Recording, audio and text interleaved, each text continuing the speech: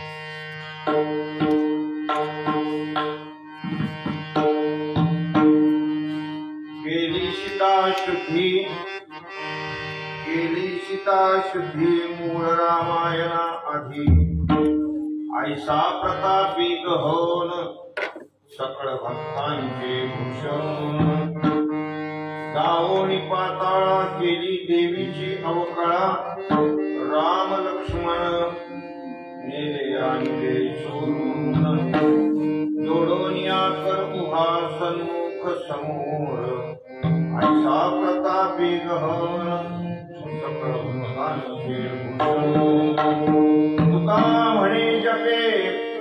तुका म्हणे जपे वायुसुता जाती पापे ऐसा प्रतापी गहन सकळ भक्तांचे भूषण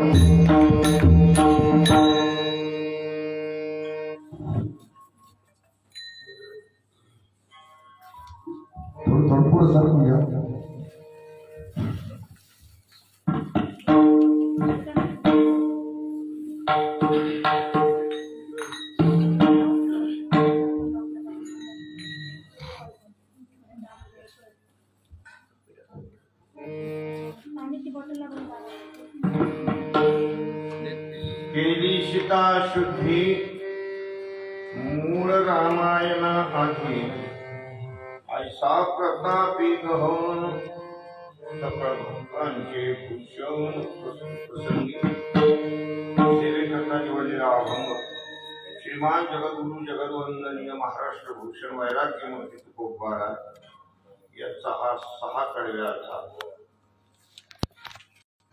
श्री हनुमानजी यांचा यथार्थ वर्णन करणारा हा अभंग आहे। विठ्ठल विठ्ठल विठ्ठल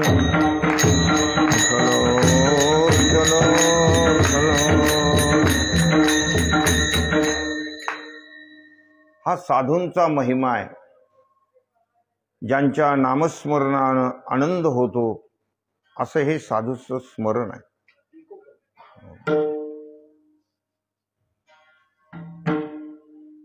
तुका म्हणे त्यांची नावे घेता व्हावे संतोषी।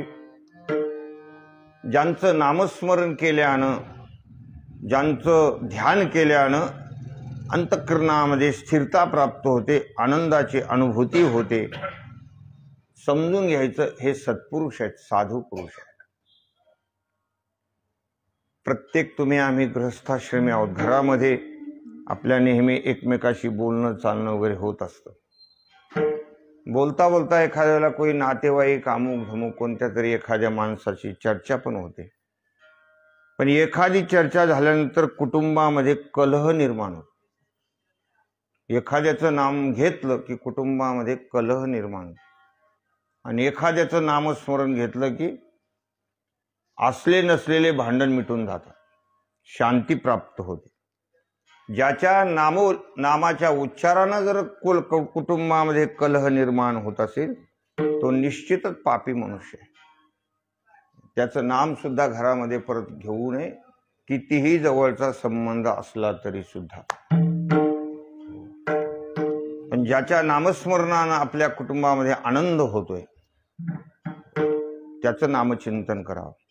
सत्पुरुषाचं नाम घेतलं की माणसाला आनंद होतो. निवृत्ती, ज्ञानदेव, सोपान, मुक्ताबाई, एकनाथ, नामदेव, तुकाराम, सावता, गोरोबा, चोखोबा, निळोबा, मीराबाई, जनाबाई, मंगलनाम. अनेक भक्त आहेत, अनेक भक्त आहेत. भगवंताला संपूर्ण ज्यांनी जीवन समर्पित केलेले असे अनेक भगवंताचे भक्त आहेत. काया वाचा मने जिवे सर्वस्वे उदार,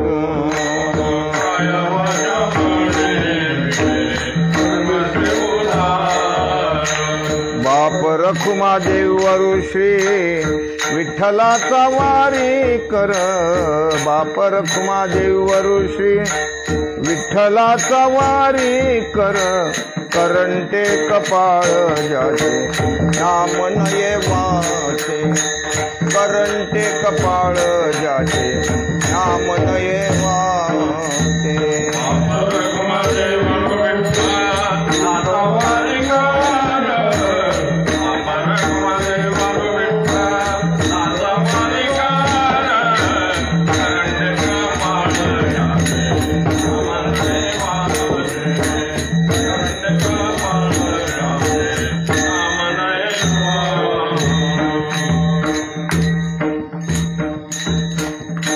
काया वाचा मने जिवे सर्वस्वे उदार, बाप रखुमा देवर विठ्ठलाचा वारी कर. ज्यांनी सर्वस्व भगवंताला अर्पण केलेले तमेव शरणं गच्छ, तत्प्रसादात् परां शांतिं, तमेव शरणं गच्छ. तया काया वाचा चित्तांग देवोनिया शरणरिग महोदधिका गांगरिगाले जैसे. शारीरिक अंगानं जेवढी आपल्याला इंद्रिय दिले, ज्ञानेंद्रिय, कर्मेंद्रिय, हे सर्व मन, बुद्धी, चित्त, अहंकार, जेवढा काही सामुग्री आहे ती सगळीची सगळी सामुग्री ज्यांनी भगवत कार्यासाठी वापरलेली आहे. भगवंतानं जे हे शरीर दिलेले हे याच्यासाठीच दिलेले. देवे दिला देह भजना गोमटा. भगवंताने हे शरीर सेवा करण्यासाठी दिलेले. आपल्याला इतके चांगले हात दिलेले आहेत. भगवंताचं भजन चालू असताना टाळी वाजवावी, डोळ्यानं भगवंताचं रूप अवलोकन करावं, कानाने भगवंताची कीर्ती श्रवण करावी, पायानं पंढरीची वारी करावी. जव हे सिद्ध सकळ हे जव हे सकळ सिद्ध आहे, हात चालावया पाय तव तू आपले स्वहित पाहे, तीर्थयात्रे जाय चुको नको. किती साधू संतांनी आपल्याला ह्या गोष्टी सांगितलेल्या आहेत. ज्यांनी हे सगळं समर्पित केलेले त्यांच्या नामस्मरणामध्ये एक शक्ती असते. जसं ज्ञानोबाराय तुकोबारायांच्या नामस्मरणामध्ये एक प्रकारची ताकद, एक शक्ती आहे, तसंच जे जे संत आपल्या डोळ्यासमोर आहेत, प्रातस्मरणीय धुंडा महाराज असो, प्रातस्मरणीय कंधारकर महाराज असो, अनेक संत मांडळे आहेत, परमपूज्य गुरुवर्य काका आहेत, परमपूज्य वैराग्यमूर्ती ब्रह्मलीन भक्तराज महाराज आहेत, जे जे काही आपल्या दृष्टोत्पत्तीस आले असतील, अनेक संत आहेत या भूमंडलावर. संत आहेत म्हणूनच भूमी आहे, नाहीतर भूकंप होऊन अनेक आपल्याला संकटाला तोंड द्यावं लागेल. संत आहे, गंगामय्या आहे, पतिव्रता आहे म्हणून हे आपण चाललेलो आहे. बरं, आपण अंगामध्ये असं कधी घमंड आणू नका की आपल्यामुळे चाललंय म्हणून. साधू पुरुषाचं जिथे अस्तित्व असतं तिथे स्थिरता असते, तिथे शांती असते. सुखाशी चढावा जयाचे असणे, जयाची आठाई पांडवा अपेक्षेना हिरगावा, सुखाशी चढावा जयाचे असणे. ज्यांचं अस्तित्व सुख प्रदान करणार आहे, आनंद देणार आहे, ते साधू पुरुष आहेत. म्हणून साधू थोर जाना, साधू थोर जाना, साधू थोर जाना कलियुगी. संतांचा महिमा जेवढा वर्णन करावा तेवढा कमीच आहे. श्री हनुमानजी हे भगवंताचे दास्यत्व करतात. प्रभू रामचंद्रांचं दास्यत्व आहे, म्हणून त्या दास्यत्व भक्तीमध्ये त्यांचं अग्रगण्य नाव घेतलेलं आहे. दास्यत्व निकट हनुमंते केले, म्हणून देखील रामचरण. हनुमंतरायांची जी सेवा आहे ती सर्वांगाने आहे, कारण त्यांच्याकडे सर्व प्रकारचे बल आहेत. आंगिक बल आहे, बौद्धिक बल आहे, सगळ्याच गोष्टी त्यांच्याकडे. अतुलित बलधामम हेम शैलाभदेहम धनुजवन कृषाणुम ज्ञानीनाम अग्रगण्यम. धनुज म्हणजे राक्षसांचं कितीही समूह असू द्या, त्यांना भस्म करण्याची शक्ती हनुमंतरायाची आहे. नाहीतर रावण काही एवढा सामान्य वाटलं का तुम्हाला? किती वैभव होतं त्याचं, किती सैन्य होतं, काही सामान्य होतं का? तुम्ही सुंदरकांडमध्ये बघा, कनक कोट विचित्र मणिकृत सुंदरायतना घना चौहट्ट हाट सुबट्ट बेत कारुपुर बहुविधि बना गजबाज खच्चर पदचर रथ बरूथ निको गणे सेन बरनत नाही बने. हो, काय सुंदर वर्णन केलेलं आहे रावणाच्या वैभवाचं, आणि तेही हनुमंतरायानं स्वतः बघितलेलं आहे. स्वतः बघून ते सगळं वर्णन केलेलं आहे. एवढा तो वैभवशाली रावण होता. सगळ्याच गोष्टी त्याच्याकडे जी सेना होती फार बलवान होती. तो स्वतः एवढा बलवान होता, त्याने कैलास पर्वत 3 वेळेला उखडून टाकला होता, 3दा. एवढा तो बलाढ्य होता. सर्व देवादिक त्याच्या ताब्यामध्ये होते. सामान्य गोष्ट नाही. वरुण, कुबेर, इंद्र, चंद्र वगैरे यांच्या सगळ्यावर त्याचा दरारा होता. सगळेजण त्याला थरथर कापत होते, घाबरत होते. अशी त्यांची स्थिती होती. रावण म्हणजे सामान्य नाही. सूर्याला पण त्यानं दम दिला होता. आता तो तर त्याची चूकच होती म्हणा, पण सूर्याला सुद्धा दम देत. मग तुम्ही विचार करा कशी तो शक्तिमान असेल. अशा रावणाच्या त्या लंका नगरीमध्ये हनुमंतरायानं एकट्यानं जावं म्हणजे सामान्य गोष्ट आहे. धनुजवन कृषाणू किती किती राक्षस त्या झाड उपटण्याच्या वेळेला, अशोकवनाचा विध्वंस करण्याच्या वेळेला किती किती राक्षस त्यांच्यावर चालून आलेले, हनुमंतरायानं सहज गतीनं मारून टाकले.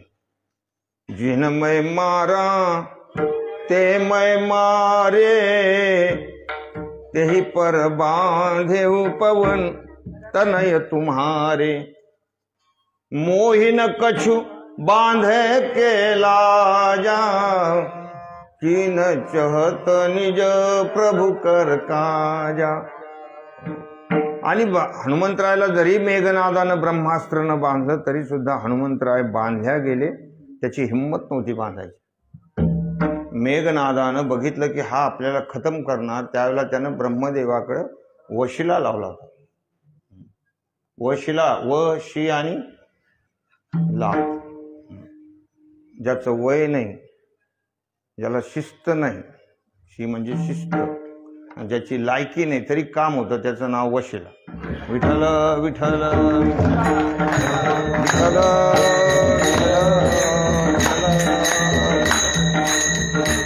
अशा प्रकारे ब्रह्मदेवाकडे वशिला लावला. त्यानं सांगितलं हे तुमचं अस्त्र मी टाकणार आहे, तुमचा पाश टाकणार आहे आणि त्याच्यामध्ये माझं काम झालं पाहिजे.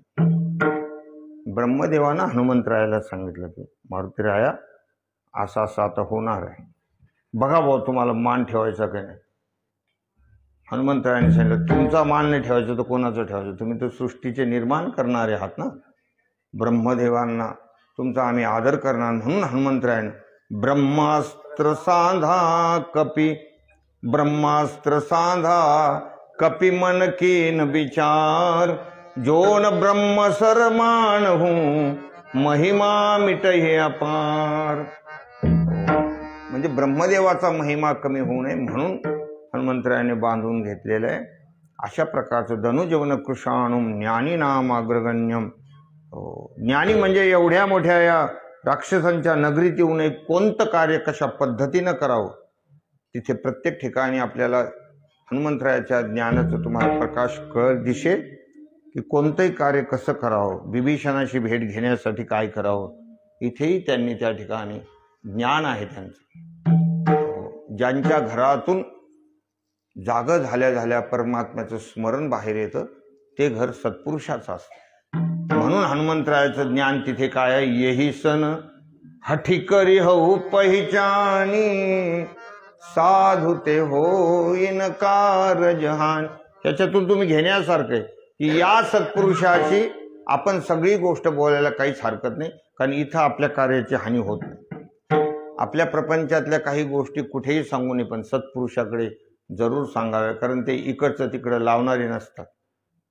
तसा काही लोकांचा उद्योग असतो, इकडं ऐकायचं रडून आणि दुसरीकडे सांगायचं हसून, आणि त्या दोघांचं एकदा भांडण झालं की मग कृतकृत्य झालो, इच्छा केली ते पावलो, अशा प्रकारचे लोक असतात.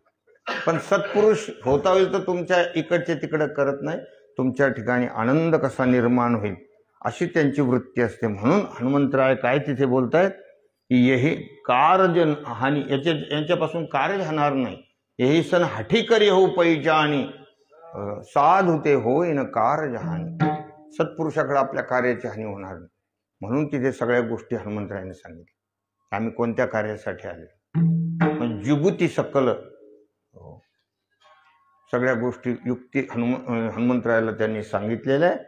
आणि ते सीता मातेकडे आले. तिथेही बघा तुम्ही, एकदम सीता मातेला भेट घेता आलीच ती की नाही, पण नाही, अजून सगळा रंगरांग बघू, नेमकं काय वातावरण आहे, काय वलय आहे. कुठलीही गोष्ट सगळं वलय बघूनच करावं लागतं की नाही. आता इतक्या सकाळी सकाळी एवढं छान वलय निर्माण झालंय. स्नान करून वगैरे सगळे भक्तगण, काही लांबून लांबून आहे, काही खडकेश्वरून आले, तर काही आविष्कार कॉलनीतून आलेले आहेत, अनेक लांबून लांबून भक्त आलेले. हे सगळं वलय आहे. वलय बघूनच सगळ्या गोष्टी होत असतात ना. हनुमंतरायाने सगळं वलय बघितलं अगोदर, झाडाच्या आड उभे राहिले आणि नंतर मुद्रिका समोर टाकलेले. म्हणजे सांगण्याचं तात्पर्य ज्ञानीनाम अग्रगण्यम सकल गुणनिधानम, सगळ्या प्रकारचे गुण त्याचा ठेवा. सकल गुणाम वानरानामधीशम, वानरातले अधिपती ज्यांच्याकडे अधिपती होतं, एकदम अग्रगण्य असलेले वानरानामधीशम रघुपती प्रिय भक्तम. रघुपती प्रिय भक्तम काय शब्द आहे. नुसते राघवाचे भक्त नाहीत, नुसते रामप्रभूचे भक्त नाही, रघुपती प्रिय, प्रभू रामचंद्रांचे प्रिय भक्त. आमचा हा नातू आहे ना, याला आम्ही स्वामीकडे गेलेलो होतं दर्शनाला, आदरणीय गोविंदगिरीजी स्वामी. त्यांना एक दोन श्लोक म्हणून दाखवले, त्यांनी मांडीवर घेतलं आणि मन मना भौमत भक्तो मध्याजी माम नमस्कुरु मामे वैशिष्य सत्यंते प्रतिजाने प्रियोसी मे. त्यांनी तो शब्द वापरला, म्हणे प्रतिजाने प्रियोसी मे. त्याचा अर्थ असा होतो की माझ्या इतकाच तू मला प्रिय आहेस. प्रतिजाने प्रियोसी मे, तू मला खूप आवडतो. आत्मज्ञाने चोखटी संत जे माझी उपडी, तेथ दृष्टी पडो आवडी कामिनी जैशी. तर अशा प्रकारे हनुमंतराय जे होते ते केवळ रामभक्त नव्हते, ते रामप्रिय रघुपती प्रिय भक्तम वात जातन नमामि. असं तुम्हाला आमचा नमस्कार असो, असे हनुमंतराय. आणि हे हनुमंतराय जे आहेत यांच्या नामचिंतनानं सर्व पाप भस्म होतात, असं अभंगाच्या शेवटच्या कडे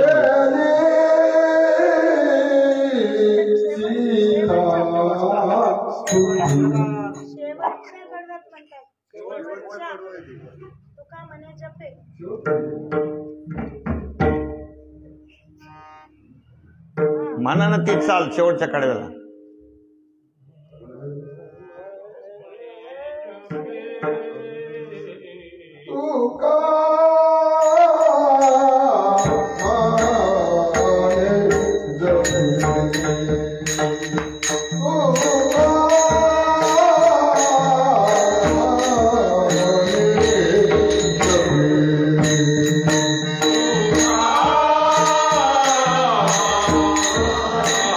Amen.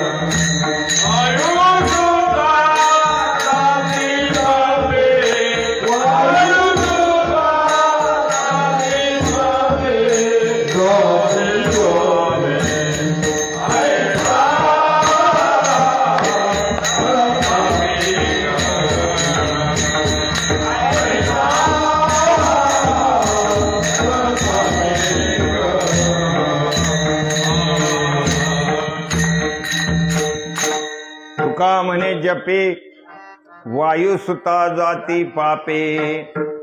वाघसाहेबांना काय वाटलं पहिला कडू असेल असं तुम्ही बरोबर तुमच्या हिशोबाने घेतलं, पण आम्ही कधी कशी बंदूक धरू त्याचा काही नियमच नाही.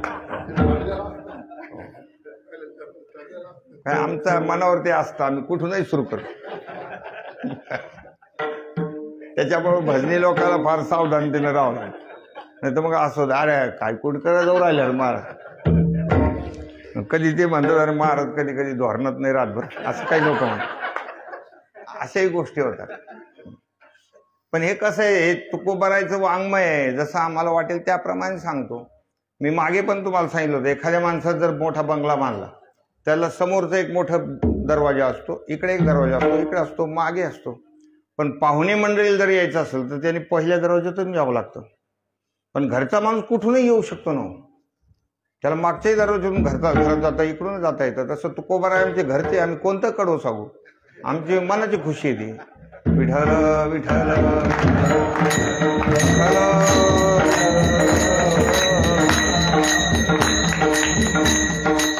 हनुमंतरायाच्या नामाची महती आपण वर्णन करत आहोत. आपण पहिल्यापासून त्याच्यावर आरूढ असल्यामुळे तुका म्हणे जपे वायुसुता जाती पापे. वायुसुत म्हणजे पवनसुत हनुमान यांचा जर आपण जप केला तर सर्व पाप भस्म करण्याची शक्ती त्या नामस्मरणामध्ये आहे. संतांच्या नामाची ही शक्ती आहे, साधू पुरुषांच्या नामाची शक्ती आहे. म्हणून आपण जे भजन करत असतो, वीर हनुमाना अति बलवाना राम जी के रसियो रे मोरे मन बसियो रे, हे जे आपण भजन करतो. किंवा आपण ते गाणं ऐकत असतो, अंजनीच्या सुता तुला रामाचं वरदान एकमुखान बोला बोला जय जय हनुमान. हो ठीक आहे, गाणं जरी असलं पण त्याच्यामध्ये स्मरण आहे. हो, ज्याच्यात ते गाणं का असेना, पण ज्याच्यात राम शब्द आला, ज्याच्यात हनुमान शब्द आला, ते गाणं सुद्धा काय झालं, पवित्र झालं. हो, पवित्र झालं असं आहे. याच्यामध्ये नाम आलेलं आहे भगवंताचं. पण काही माणसाला वाटतं हे सिनेमाचे गाणे आहे, असं काही काही त्याच्यातूनही सुद्धा घेण्यासारखं आहे. खूप गोष्टी त्याच्यात पण चांगल्या आहेत, असं काही नाही. हे सुद्धा गीतच आहे. केशवा माधवा तुझ्या नामात रे गोडवा, तो काही अभंग नाही, तो तुझ्या सारिखा तूच देवा तुला कुणाचा नाही हेवा, वेळोवेळी संकटातून तारीसी माधवा केशवा माधवा तुझ्या नामात रे गोडवा. हे सुद्धा आपण ऐकताना खूप आनंद होतो आपल्याला. फिरत्या चाका मातीला आकार, तिला आकार विठ्ठला तू वेडा कुंभार, विठ्ठला तू वेडा कुंभार.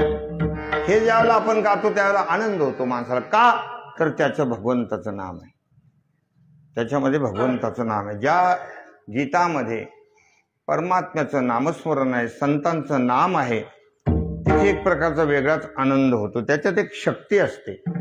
या ठिकाणी तुका म्हणे जपे वायुसुता जाती पापे. तुकोबाराय सांगतात की तुम्ही हनुमानजीचं जर नामस्मरण केलं तर सर्व पाप दग्ध करण्याची शक्ती त्यामध्ये आहे. म्हणून ही हनुमानची जी सेवा आहे, सालाबाद प्रमाणे या ठिकाणी आपण हे करत असतो. आणि या सकाळच्या वेळेला आणखी विशेष महत्त्व आहे. सूर्योदयापूर्वीचा जो आनंद असतो तो वेगळा असतो. रात्रभर झोपेमध्ये आपण जवळजवळ सगळ्या संसाराला विसरलेलो असतो. झोप ही विसर पाडण्यासाठी, झोपेमध्ये जास्त आनंद आहे, कारण आपण सगळ्या उपाधीला विसरून जातो. साचची पुढती विरा जरी न येता स्वप्न जागरा, तरी ब्रह्मभाव साचोकारा म्हणो येता. या ठिकाणी झोपेला विशेष महत्त्व आहे. आमची भक्ती कधी कधी विनोदानं म्हणत असते, त्याच्यामुळे तर आम्ही 9-9 वाजेपर्यंत झोपतो म्हणजे असं म्हणत असते कधी कधी. तर तो विनोदाचा भाग आहे, तो द्या सोडून. पण सांगण्याचं तात्पर्य झोपेमध्ये सगळं आपण विसरून जात असतो आणि ज्या वेळेला जागे होतो त्यावेळेला एकदम मन आपलं चांगलं असतं, प्रसन्न असतं. म्हणून उठल्या उठल्या अगोदर भगवंताचं स्मरण करायचं. प्रभाते मनी राम चिंतित जावा, उठल्याबरोबर भगवंताचं नामस्मरण करावं.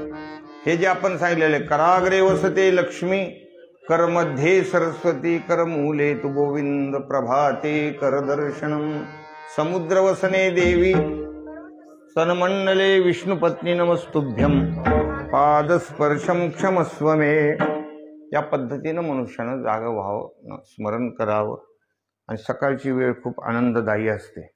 हनुमंतरायाच्या नामाची महत्त्वे तुका म्हणे जपे वायुसुता जाती पापे. या रामकथेमध्ये मूळ जर काही असेल त्याच्यामध्ये जे रंगदैवत आहे तर ते केवळ हनुमंतरायामुळे आहे. रामकथा, राम रावणाचं एवढं घनघोर युद्ध झालं, पण त्या अगोदरचं जे कार्य, युद्ध होण्याचं अगोदर जे केलेलं कार्य, मला सांगा सीतेचा शोधच घेतला नसता तर युद्ध कसं झालं असतं?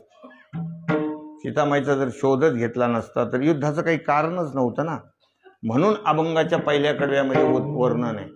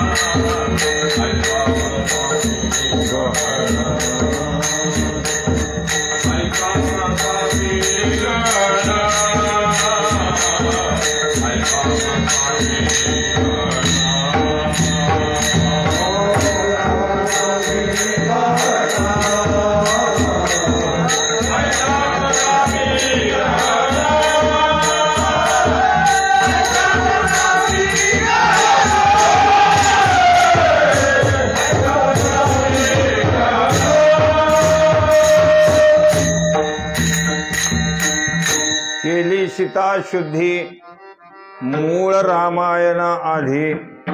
काही काही माणसाला असं वाटतं की हे नेमकं याचा काय अर्थ असेल व रामायणाच्या आधी कश काय सीता शुद्धी आहे, असं काही माणसाला असं वाटतं.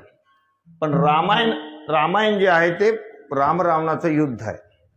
राम रावणाचं युद्ध झालं, रावणाला भगवंतानं मारलं, तिथे रामायण सगळं होत आहे. नंतर भगवान आले अयोध्येला, राज्याभिषेक झाला वगैरे, ही गोष्ट नंतर. पण मूळ गोष्ट म्हणजे राम रावणाचं युद्ध, सर्व राक्षसांचा निपात करणं. रावण आहे, कुंभकर्ण आहे.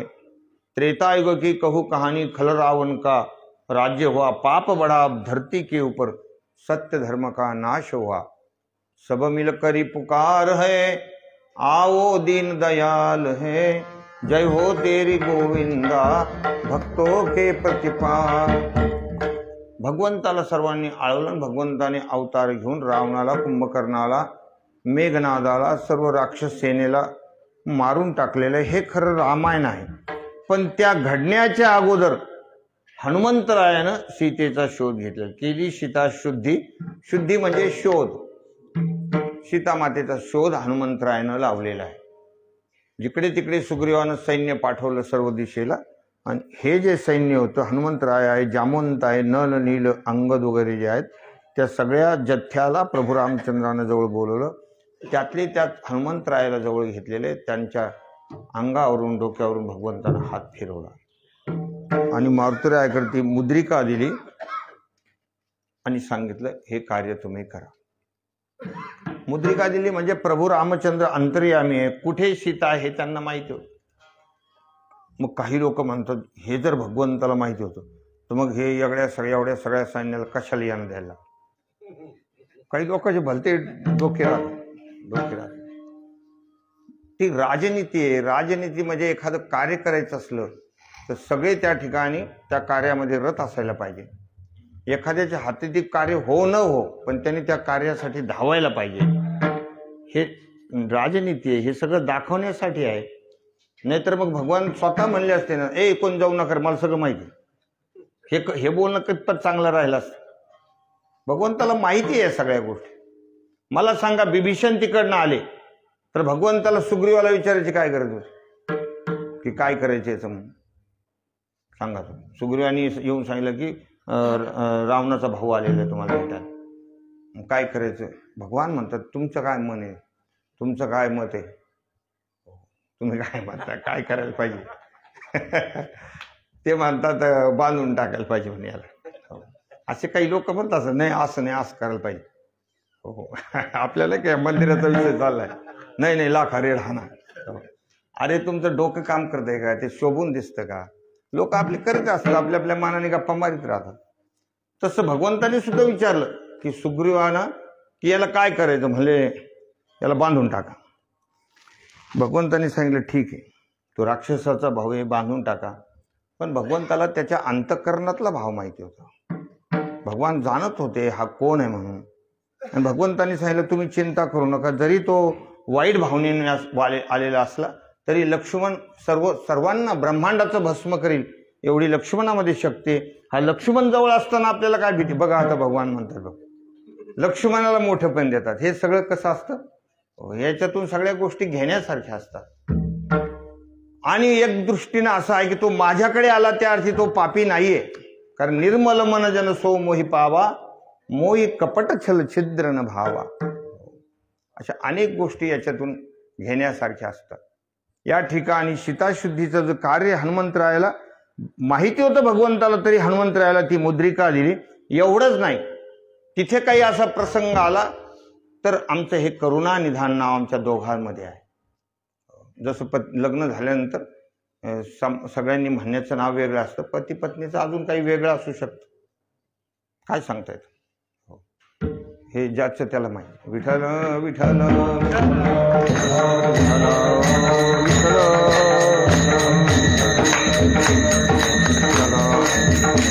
मग ती गुह्य गोष्ट आहे ना, भगवंतानं उघड केली की करुणा निधान माझं हे नाव कुणालाच माहिती आहे. तिथे तर सीते मातेला काही शंका आली तर तुम्ही ते सांगा. तर आलीच होती शंका. सीतामाईनं सांगितलं होतं की नरबा नरही संग कहू कैसे, कही कथा भई संगती जैसे. सगळं सांगितलं. हे तुमची मैत्री कशी काय जमली, तुम्ही वानर यातीमध्ये आहात, त्यांची तुमची मैत्री कशी काय जमली, आणि हे तुमच्याकडून हे कसं काय काम होणार आहे. जात उधान अति भटबलवाना, है कपी सब तुम्ही समाना. त्यावेळेला हनुमंतराने ते नामाचा उच्चार केलेला आहे. रामदूतमय मातु जानकी, सत्य सपथ करुणा निधान की. करुणा निधान नाव सांगितल्यामुळं पुढचं कार्य सगळं व्यवस्थित झालं. हनुमंतरायाकडे ह्या सगळ्या जबाबदाऱ्या दिल्या होत्या आणि हनुमंतराय तिथे समुद्र तटावर शांती धरून बसले होते. पण त्यांचा जे मागचा शाप होता की तुम्हाला बल आठवणार नाही, शाप देण्याच्याही मागचं कारण ते बाल्यावस्थेमध्ये ऋषीमुनींना थोडे त्रस्त करत होते. छोटेसं बालक असतं ना, ते त्याचं खेळण्याचा कार्यक्रमच असतो, त्याच्या अंगात बळ असतं. लहान लेकरं रडायला लागले तर आई उगच म्हणते लईच रडतोय, रडू द्या, काही होत नाही. ते ताकद वाढते, त्याच्याने शक्ती वाढते. लहान लेकरामध्ये याचं काही होत नसतं त्यांना. पण आईला भलती काळजी, नाही अर्ध्या घंट्यापासून रडू राहिले. काही काटते तर नाटकं पण करतात. त्यांना एकदा सवय लागलेली नाटकं करतात. त्यांना माहिती आहे आपली आई तळमळ करते असं तसं. आम्ही लहान नव्हतो, आम्हाला सगळं माहिती आहे ना. आम्ही शाळेला जायला लागलो का आमच्या आजीचं खूप प्रेम होतं आमच्यावर. शाळेला निघालो की माझं भाऊ लई पोट दुखू राहिलं, उगाच आपण लई पोट दुखू राहिलं. कधी म्हणायचं भूकच लागली, मग आजी आम्हाला शाळेत बोलायला यायची, अरे सकाळीच म्हणतो ते भूक लागली. आमचे ते शिक्षक म्हणायचे अहो आई काय त्याचं ऐकतं म्हणले, लई बेकार ते असं म्हणते, नाटकं करू राहिला. तर लहान लेकर कसे आहेत त्यांचं वेगळंच जीवन असतं, ते विठ्ठल विठ्ठल.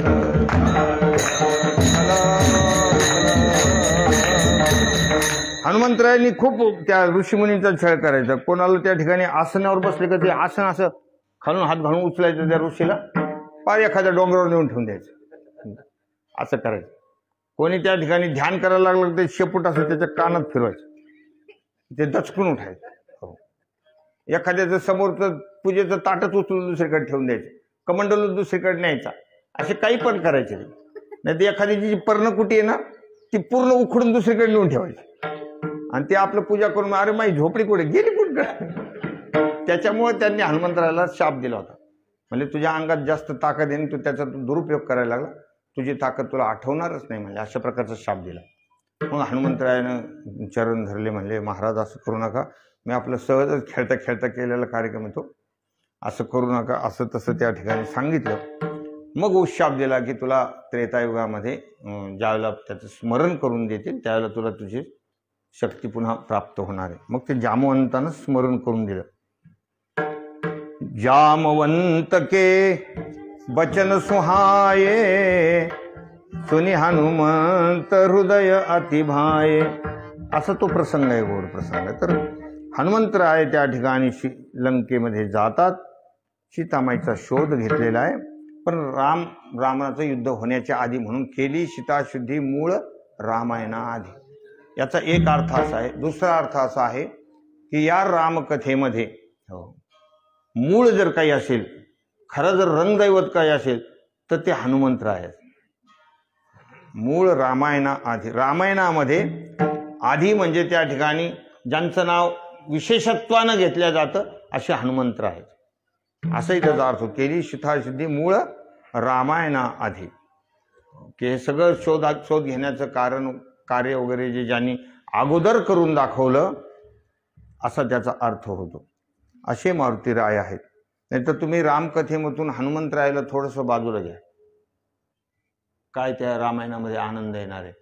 हनुमंतरायाच्या प्रवेशानं खूप आनंद वाढतो, द्विगुणित आनंद वाढतो. किष्किंधा कांडामध्ये त्यांचा प्रवेश आहे. विप्ररूप धरी कपित गय,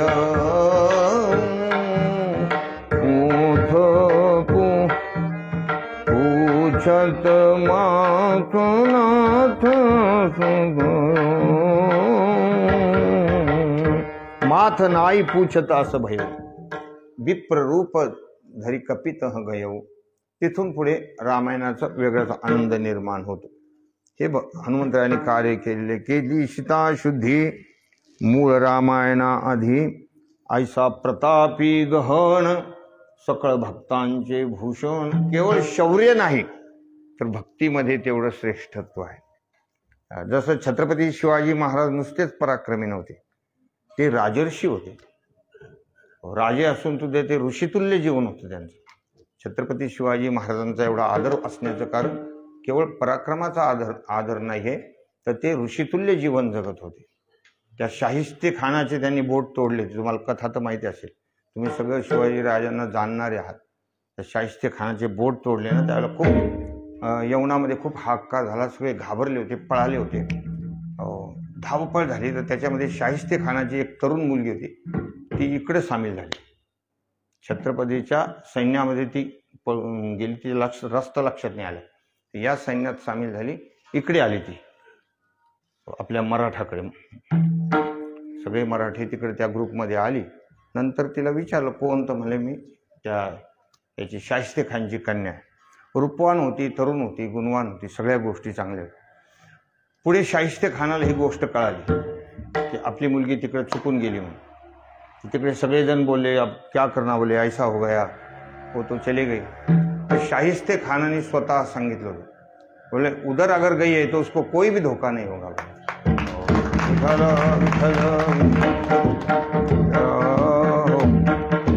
हम समझते हैं बोले राजे कैसे कर, जरी युद्ध असलं, एखाद्या विरुद्ध पार्टीने त्यांचं वर्णन करावं म्हणजे सामान्य गोष्ट आहे.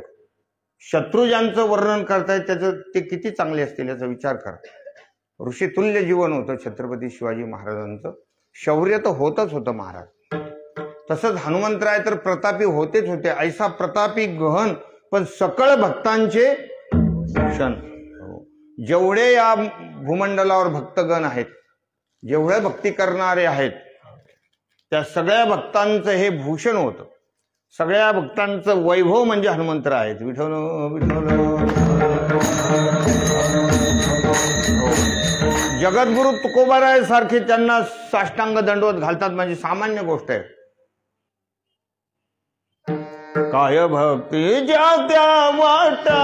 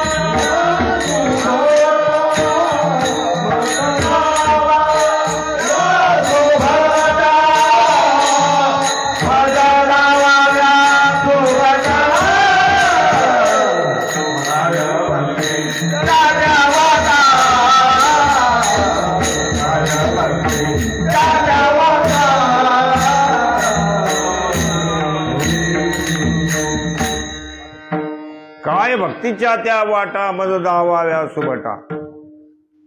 बघा तुम्ही काय त्यांचा अधिकार असेल. शरण शरण हनुमंता तुम्हा आलो रामदूता. काय भक्तीच्या त्या वाटा मज दावाव्या सुभटा. काय असेल ते आम्हाला दाखवा. असे हनुमंतराय सकल भक्तांचे भूषण. किती वाजता जन्मोत्सव? 6:30 ना? 6:34. ठीक आहे. सर्वांना फुलं वगैरे वाटा. आता आपण जो अभंग घेतलेला आहे तो तसा 6 कडव्याचा आहे. त्याचा आता थोडक्यात सांगू आपण, कारण वेळेच्या मर्यादेमध्ये आपण जय जयकार पण करणार आहोत. राम लक्ष्मण नेले अनुले चोरून. अहिरावण आणि महिरावणाने जे राम लक्ष्मणाला पाताळामध्ये नेलं होतं तिथे हनुमंतराय गेले आणि ती कथा तुम्हाला सर्वांना माहिती आहे. तिथल्या त्या मकर ध्वजाला बांधून टाकलं, स्वतः देवीच्या रूपामध्ये आतमध्ये बसले आणि नंतर आपल्या खांद्यावर उचलून दोघाला आणलेलं आहे.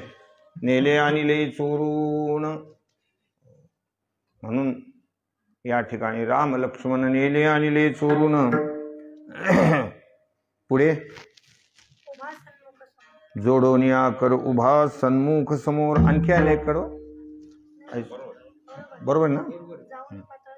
हा, जाऊन पाताळा केली देवीची अवकळा. पाताळामध्ये गेले, देवीची अवकळा केली म्हणजे देवीचं तिथलं स्थान बाजूला केलं, स्वतः देवीच्या रूपामध्ये बसले. पुढे आल्यानंतर भगवान रामचंद्र प्रभूंना खाली ठेवून पुन्हा त्यांनाच नमस्कार केलेला आहे. जोडून या करू भा सन्मुख समोर. भगवान पुष्कळ त्यांना सांगायचे की हनुमंतराय हे सगळं तुमच्या शक्तीमुळे हे कार्य झालेले आहे. हनुमंतरायला माहिती होतं की हे माझी शक्ती नाही. उमान कच कपिके अधिकाई प्रभू प्रताप जो काल खाई. म्हणून हनुमंतराय हात जोडून उभा. जोडून या करू भा सन्मुख समोर. हात जोडून नम्रतेने हनुमंतराय उभे राहायचे. अशा प्रकारचे त्यांचं हे कार्य आहे. आणि त्यांच्या नामस्मरणानं संपूर्ण पाप भस्म होतात. तुका म्हणे जपे वायुसुता जाती पापे विठोबा रखुमाई. जय विठोबा रखुमाई.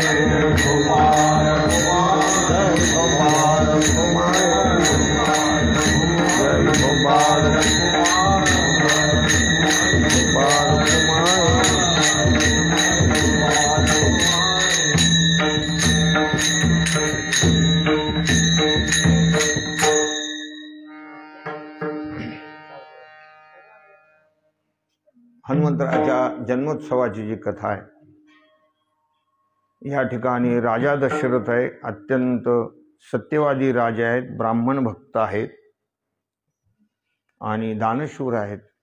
खूप जितकं वर्णन करावं तितकं कमीच आहे दशरथ राजांचं. असे वैभवशाली राजे, पण त्यांना पुत्र नसल्यामुळे ते दुःखी होते. पुत्रहीनस्य मे राज्यम सर्वं दुःखाय कल्पते. आपल्या प्रपंचामध्ये मुलगा असो मुलगी असो झाली तर तिथे आनंद असतो.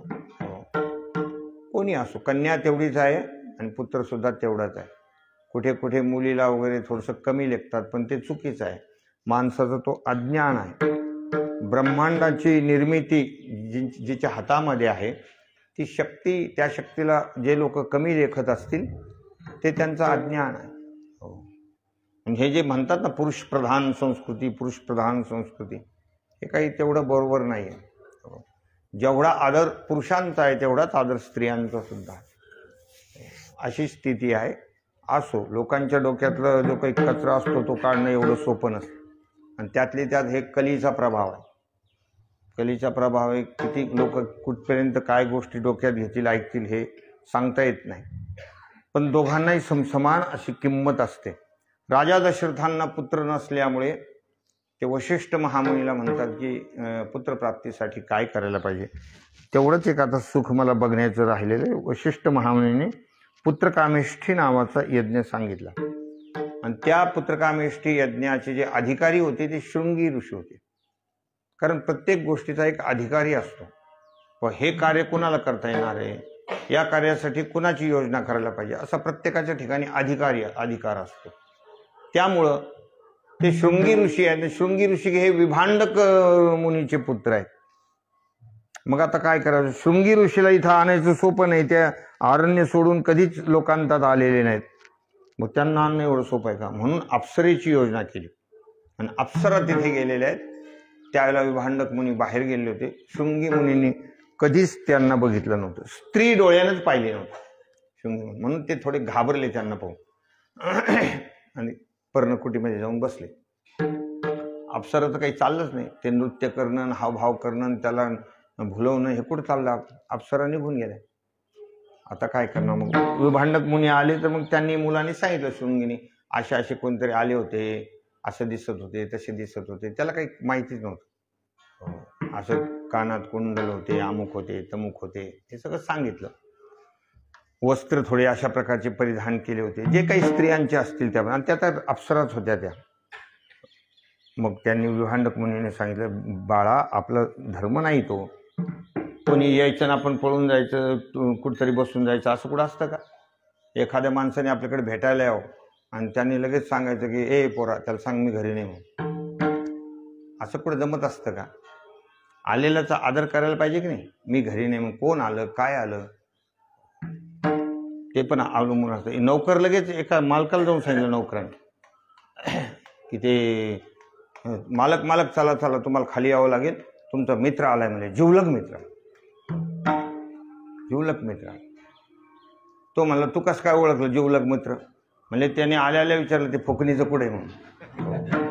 त्याच्यामुळे म्हणतो हे जिवलग मित्र आहे. हो, तर सांगण्याचा तर कोण आलं काय, त्याचा आदर वगैरे माणसाला करायला पाहिजे. त्याप्रमाणे विभांडक मुनीने सांगितलं. दुसऱ्या दिवशी अप्सराचा आदर केला आणि तो आदर भावला त्यांना. अप्सरेने त्यांना घुमवलं चांगलं आणि नाचायला लावलं. स्वतःबरोबर नाचत थेट अयोध्येला आणलेलं आहे त्या यज्ञासाठी. आल्यानंतर विभांडकानं अंतर्ध्यान लावून बघलं. म्हणले माझ्या लेकराचा त्या ठिकाणी विश्वासघात केला. राग आला, लाल झाले. दशरथ राजाने लगे आणल्या मग वशिष्ठ महामुनीने सांगितलं त्याचं लग्न करून टाका. ती शांतनु होती ती त्यांना देऊन टाकली आणि लगेच अर्जंट झट मंगनी और पट शादी. पटकन विवाह करा म्हणजे त्याच्याशिवाय खेळ जमणार नाही. विवाह करून टाकला आणि मग भांडक मुनी क्रोधामध्ये आले. म्हणली नगरी मी भस्म करून टाकीन, माझ्या लेकराला आणलं, शाप देऊन टाकीन, या आवेशात आले होते. पण कोणीच समोर गेलं नाही. म्हणले अगोदर हे जोडपं जाऊन द्या म्हणले समोर. नववधू ते सगळं पुत्रश्नुषा दोन्ही देखता नाही आनंदला म्हणे नामामणी. अगोदर समोर गेले, नंतर त्यांनी नमस्कार केला. म्हणजे बापरे बाप, आपल्या लेकराचं लग्न झालं, सुनबाई आल्या. सुनबाईचा थोडा वेगळाच आनंद असतो ना येताना. येताना सून आणि मान्सून हे दोन्ही बी येतात त्यावेळेला माणसाला आनंद होतो, पण नंतर चिडचिड होते. विठ्ठल विठ्ठल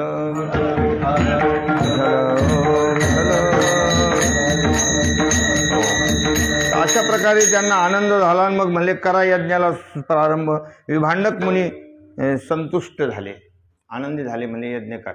मग तो यज्ञ प्रारंभ झाला. मंत्र म्हणणारे अधिकारी, सगळेच अधिकारी मंत्रोच्चार वगैरे केला, आहुती टाकल्या. स्वतः यज्ञनारायण प्रसन्न झाले, स्वतः प्रसाद घेऊन आले आणि वशिष्ठ महामुनीने सांगितले हे तिन्ही राण्याला देऊन टाका. कैकेयीला, सुमित्रेला, कौशल्याला, सगळ्याला दिला. मग तिथे ते कौशल्या मोठी असल्यामुळे अर्धा भाग तिला दिला. नंतर अर्ध्याचे दोन अर्धे केले. मग दोघांना वाटतं. त्या कैकेयीला आला राग. कैकेयी थोडी जास्त आवडती होती आणि ती रागात आली. तो स्वभाव, प्रत्येकाचा एक प्रकृती स्वभाव असतो. घरामध्ये सुद्धा आपल्याला आनंद जर निर्माण करायचा असेल, त्या माणसाला ज्याने ओळखलं तो त्याप्रमाणे आपण थोडंसं बनून जायचं. पण माणसं विनाकारण क्रॉस करतात तर मग ते घरामध्ये कलह निर्माण होतो. आपल्याला आतापर्यंत ही गोष्टी कळायला पाहिजे की आपल्याला मिळालेले कुटुंबातले मुलगा असो, मुलगी असो, पत्नी असो, परिवार असो, त्यांचा स्वभाव आपण ओळखून घ्यायचा आणि त्या स्वभावाप्रमाणे आपण वागत राहायचं, म्हणजे भांडणं होत नाही. असा स्थिती. त्याचा स्वभाव तसा थोडा गरम होता, सुंदरपणाचा अभिमान होता. ती काही रागवली, मी नाही घेणार, म्हणजे खाणार नाही. तेवढ्यामध्ये मग संकट ओढवलं. पिंड घारीने झडपिला, अंजनीने तो सेविला. पिंड जो होता तो घारीनं उचलला, आकाशमार्गे निघालेली आहे. त्या ऋष्यमुख पर्वताजवळ अंजनी माता तपश्चर्या करत होत्या. त्यांनाही भगवान प्रसन्न झाले, वरदान दिलं होतं की तुम्हाला काय पाहिजे. म्हणले तुमच्यासारखा दिव्य पुत्र पाहिजे. भगवान म्हणतात तुम्ही ओंजळ करून बसा, तुम्हाला प्रसाद मिळेल. पण ती अशी बसली होती. मग तिच्या त्या घारीच्या तोंडातून सुटला आणि तिच्या हातात आला. अंजनीने तो सेविला, अंजनीच्या तपासाठी महारुद्राले पोटी. चैत्र शुद्ध पौर्णिमेशी सूर्योदय समयाशी महारुद्र प्रगटाला, नामा म्हणे म्या वंदिला. बजरंग बली की जय, प्रभु रामचंद्र भगवान पवन सुत हनुमान की. वीर हनुमाना अति बलवाना, राम के रसियो रे, मोरे मन बसियो रे.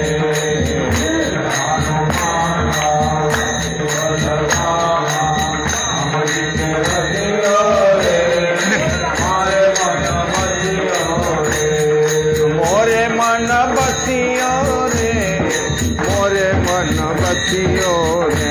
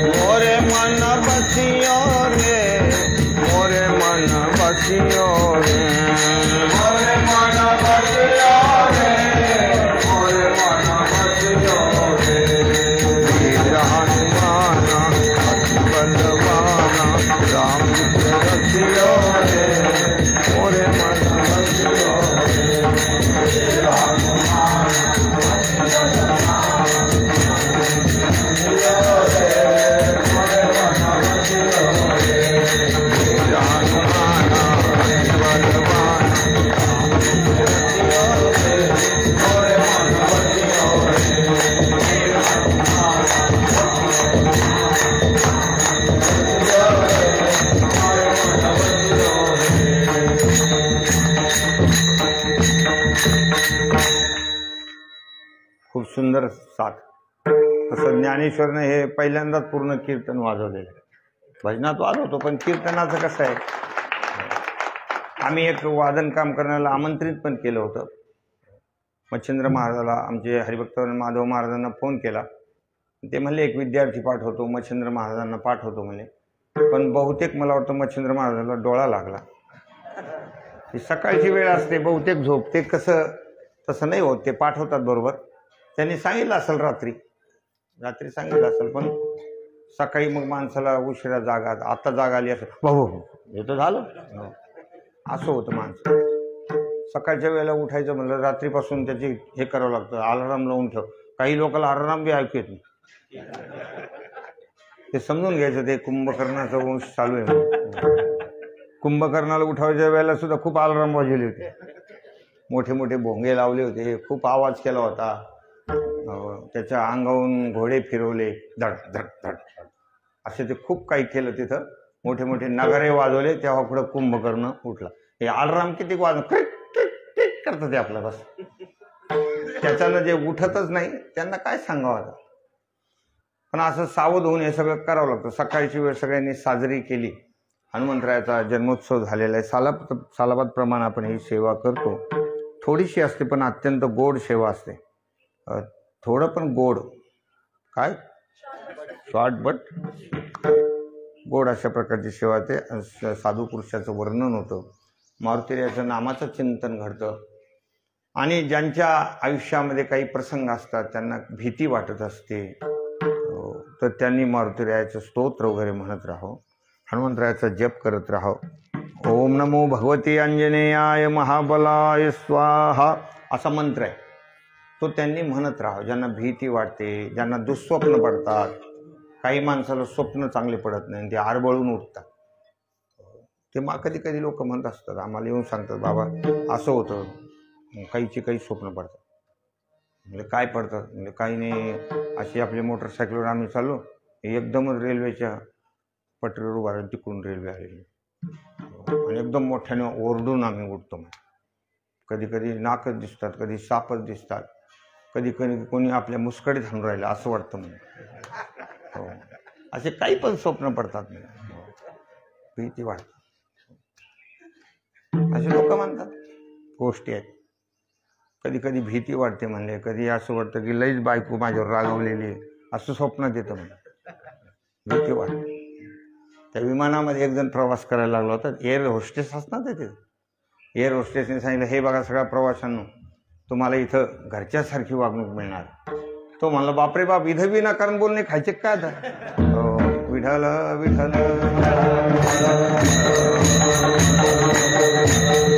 हो, ज्यांना जीवनामध्ये काही दुःख होत असेल तर त्या दुःख निवृत्ती करता हनुमंतरायाचा हा मंत्र आहे, तो त्याने म्हणत राहायचा, हनुमान चालिसाचा पाठ करत राहायचा.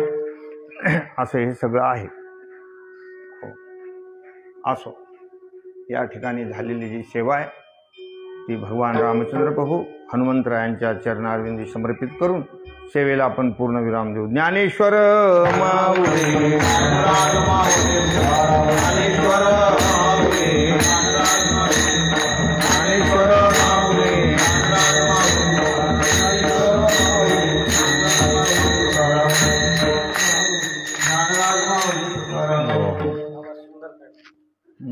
किती वाजता?